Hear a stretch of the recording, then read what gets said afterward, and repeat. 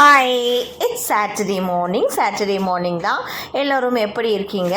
அதாவது டேஸ் வந்து எனக்கு கடகடன்னு ஓடின மாதிரியே இருக்குது. மண்டே ஸ்டார்ட் ஆகுறது தான் தெரியுது, எப்படி சாட்டர்டே வருது சண்டே வருதுன்னே தெரியல. அந்த மாதிரி இருக்குது. உங்களுக்கும் இந்த மாதிரி எக்ஸ்பீரியன்ஸ் இருந்தால் ஷேர் பண்ணிக்கோங்க. ஜெப்டோவில் ஒரு சில பொருட்கள் தேவைப்பட்டுச்சு, அதெல்லாம் ஆர்டர் பண்ணிக்கிட்டேன். சீக்கிரமாக வந்துருச்சு. அதாவது இங்கே கொஞ்சம் அன்ஹெல்தி ஃபுட்டுமே இருக்குது. என்ன தான் நம்ம ஹெல்த் கான்சியஸாக இருந்தாலும் அன்ஹெல்தி ஃபுட்டை சாப்பிட்றதுல அந்த சாப்பிட்ற பிரியம் விட்டு போகிறதே கிடையாது. அது டேஸ்டியாக இருக்கும் இல்லையா? இங்கே என்ன அன்ஹெல்தி ஃபுட் இருக்குன்னா, இந்த லேஸ் இருக்குது, நூடுல்ஸ் இருக்குது, அதெல்லாம் சாப்பிடவே கூடாது. ஆனால் என்ன பண்ணுறது? ஸோ அதை தானே வேணும்னு சொல்லி விரும்பி சாப்பிட்றாங்க. ஸோ கேஸ் பக்கத்துலேயே அதாவது வெஜிடபிள் வைக்கிறதுக்கான கூட தான் இல்லை. ஆனால் இங்கே நாங்கள் வெஜிடபிள் ஸ்டோர் பண்ணது கிடையாது.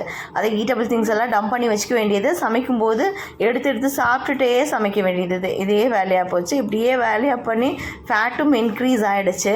ஃபஸ்ட்டு ஒரு 5-6 மந்த்ஸுக்கு முன்னாடியெல்லாம் நான் ரொம்ப ஸ்லிம்மாக கரெக்டாக இருப்பேன்.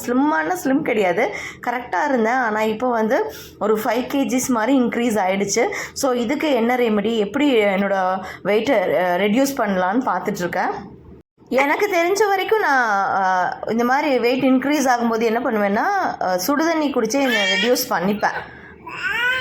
இஷ்டத்துக்கு வந்த பவுடர்லாம் வாங்கி ரெடியூஸ் பண்ணுறதுக்கு நம்ம என்ன பண்ணலான்னா, சுடுதண்ணி சூடாக, அதாவது எந்த டைமில் உங்களுக்கு டைம் கிடைக்குதோ, சாப்பிட்றதுக்கு முன்னாடியும் சரி, சாப்பிட்டதுக்கு அப்புறமும் சரி, இந்த மாதிரி சுடுதண்ணி எடுத்துக்கிட்டாலே நமக்கு வந்து அந்த வெயிட் வந்து ரெடியூஸ் ஆகிடும். அதில் ஒன்றுமே ஏதாவது மிக்ஸ் பண்ண கூட தேவையே கிடையாது.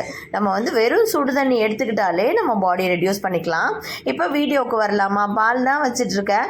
எப்போவுமே பாலை வச்சு அந்த பக்கம் போய் இந்த பக்கம் வர்றதுக்குள்ளே பொங்கிடும். ஸோ இன்றைக்கி அந்த மாதிரி விடக்கூடாதுன்னு சொல்லி பக்கத்துலேயே நின்று பார்த்துட்டே இருந்தேன். நம்ம பக்கத்துலேயே நின்னாதான் அது பொங்கவே பொங்காது, ரொம்ப நேரமாக இழுக்கிற மாதிரி இருக்கும்.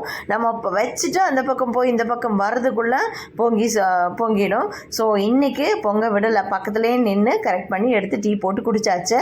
அடுத்து தினசரி வேலை தான். டிஃபன்லாம் காலையில் பிரேக்ஃபாஸ்ட்லாம் சாப்பிட்டுட்டு தினசரி வேலையை ஸ்டார்ட் பண்ணியாச்சு. டீ குடிப்போம் இல்லையா? டீ தூள் நிறைய எங்கள் வீட்டில் மேக்ஸிமம் டீ குடிக்கிறவங்க நிறைய பேர் இருக்காங்க. அதனால டீ தூள் நிறைய மிஞ்சி போகும். அதை எடுத்து தனியாக வச்சுப்பேன், வேஸ்ட் பண்ண மாட்டேன். செடிகளுக்கெல்லாம் போட்டால் அது நல்ல உரமாக பயன்படுத்திக்கலாம். அது மட்டும் இல்லை, என்னென்ன வேஸ்டேஜ் இருக்கோ அதெல்லாம் எடுத்து டைரெக்டாக போட மாட்டேன். டைரெக்டாக போடும்போது அது வந்து அதாவது மக்கிறதுக்கு லேட் ஆகும் இல்லையா? மிக்சியில் போட்டு ஒரு அரைச்சிட்டு அதை பவுடராக ஆக்கி வச்சுட்டு அதுக்கப்புறம் எப்பப்போ பிளான்ஸுக்கு தேவையோ அப்பப்போ நான் போட்டு விட்டுருவேன். ஸோ இந்த மாதிரி பிளான்ஸ்லேருந்து ஒரு குட்டியோண்டு லீஃப் வந்தால் கூட எனக்கு அவ்வளோ ஒரு மனமகிழ்ச்சி. பூ வந்தால் தான் மகிழ்ச்சின்றது கிடையாது, ஒரு லீஃப் வந்தால் கூட அப்படி ஒரு ஹாப்பியாக ஃபீல் பண்ணுவேன். கொஞ்ச நேரம் அவங்களோட டைமும் ஸ்பெண்ட் பண்ணிப்பேன், அவங்களோட பேசுவேன். சொல்லப்போனால் அவங்க என்னோடய க்ளோஸ் ஃப்ரெண்ட்ஸுன்னு கூட சொல்லிக்கலாம்.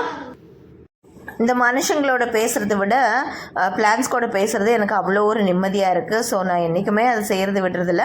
அதுக்கப்புறம் கொஞ்சம் துணி இருந்துச்சு, துணியெல்லாம் வாஷ் பண்ணிவிட்டு அதுக்கப்புறமா செடிக்கெல்லாம் கொஞ்சம் தண்ணி போட்டு உரமெல்லாம் விட்டுட்டு என்னோடய டே இப்படி தான் ஸ்டார்ட் ஆச்சு. இப்போ தான் ஸ்டார்ட் ஆகிருக்கு. நேரத்தில் எழுந்திரிச்சதுனால நான் இவ்வளோ வேலையும் முடிச்சு என்னோடய வீடியோவுக்கும் நான் வந்து வீடியோவும் எடுத்தாச்சு, வீடியோவுக்கும் வாய்ஸ் கொடுத்தாச்சு. உங்கள் டே இன்றைக்கி சாட்டர்டே எப்படி போகும்னு சொல்லி கமெண்ட் பாக்ஸில் கமெண்ட் பண்ணுங்கள். பொதுவாகவே ஒரு விஷயம் என்னென்னா, நேரத்தில் எந்திரிச்சிட்டாலே காலையில் ஒரு 10 மணிக்குள்ளே எல்லா வேலையும் முடிஞ்சிருது. நேரத்தில் எந்திரிச்சு தான் பாருங்களேன், ஒரு 2-3 நாள் நமக்கு கஷ்டமாக தான் இருக்கும். ஆனால் உடம்பு சரியில்லாத 2-3 நாள் நம்ம தாராளமாக ரெஸ்ட் எடுத்துக்கலாம். அதை தாண்டி மற்ற நாள்லாம் நேரத்தில் எந்திரிச்சு பாருங்கள், ரொம்பவே சுறுசுறுப்பாக இருக்கும். 10 மணிக்குள்ளே எல்லா வேலையும் முடிஞ்சிடும். அதுக்கப்புறம் நம்ம ரிலாக்ஸ் ஆகிக்கலாம். அடுத்து என்ன பிளான் பண்ணிக்கலாம். ஸோ அடுத்தடுத்து என்னென்ன பிளான் பண்ணி அந்த பிளான் படி நடந்தால் நம்ம வாழ்க்கையில் நிச்சயம் வாழ்க